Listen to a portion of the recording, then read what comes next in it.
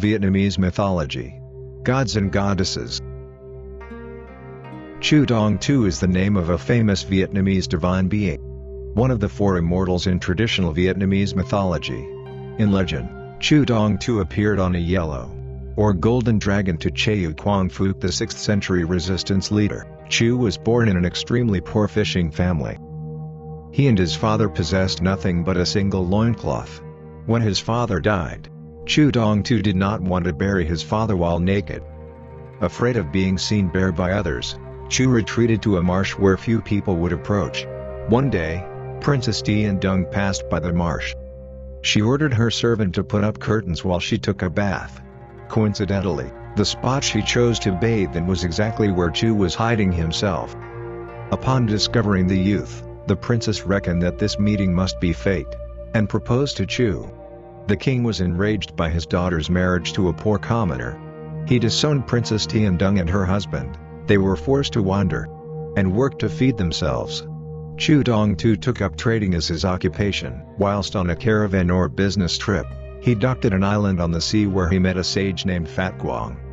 Chu remained behind to become his disciple. Upon completing his study, his master gave him a stick and a hat. Upon returning to his wife and wandering lifestyle, one day the couple found themselves in a vast field with no shelter under the pouring hail. Chu drove the stick into the ground and used the hat to shield his wife. To their amazement, the stick and the hat transformed into a grand palace with many servants. People from nearby villages came and pledged their allegiance to the princess and her husband. Assuming that his daughter was rebelling against him, the king led a force to subjugate her.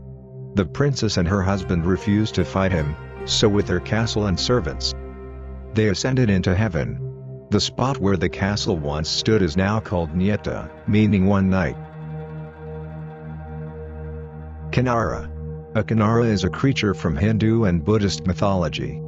They are described as part human and part bird, and have a strong association with music and love. Believed to come from the Himalayas, they often watch over the well-being of humans in times of trouble or danger. Ong Troi. Literally meaning Old Man Sky or Heaven.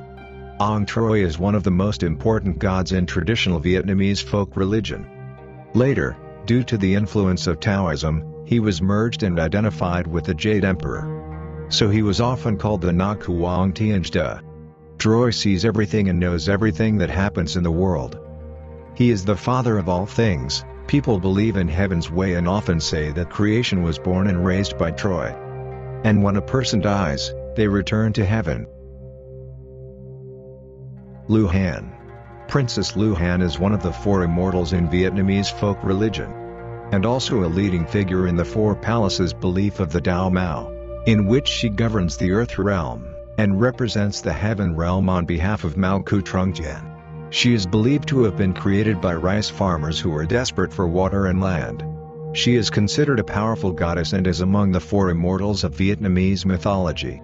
She holds the distinction of being one of the oldest recognized feminists. She is often depicted as a beautiful and youthful woman who is dressed in simple clothes for ceremonies and festivals. She is decked up to take on the form of the princess that she is believed to be. Princess Luhan is believed to have taken at least 2 incarnations, or 2 rebirths in Vietnamese mythology. In the first one, she is believed to have been born to a very righteous man La Tai Kong and his wife. Legend has it that he had a vision of a young girl who broke the favorite jade cup of the Chinese god Jade Emperor into 1,000,000 pieces. As a punishment, the emperor set the girl, who was his 13th daughter, down to earth. When his wife gave birth, he was sure that this was the same girl in his vision, and named her Giang Tien, who grew up to marry and have 2 children. She died suddenly at the age of 21. The spirit went back to her heavenly home but soon got homesick of her time on earth, and requested the Jade Emperor to let her go back, resulting in her second incarnation as Princess Luhan. She married Dalang but returned to heaven after a short while. Dan Vien Son Ton, the mountain god. One of the 4 immortals of Vietnamese mythology. Also known as Sun Tin. He is regarded as the god of the mountain range Ba Vai, and he is one of the figures in the romance of Sun Tin and Tui Tin, who is referred to as the god of the water and the mountain. He who governed all the creatures on land in Vietnamese mythology. He often taught people to grow crops, hunt animals, catch fish, practice martial arts, and hold festivals. The god of the mountain is worshipped in many localities, in the northern region in general and in Ba Vai district in particular. Tangyong, the divine prince of heaven, is a mythical folk hero of Vietnam's history and one of the four immortals. Legend has it that he rode an iron horse and defeated the enemy Chinese army. He is regarded as the first anti-invasion hero in the country, and a Vietnamese version of the Buddhist god Vajravana. As a child, Tangyong did not speak, smile or stand till the age of 3. After he received the call from the emperor to help him in battle, he started talking and eating more.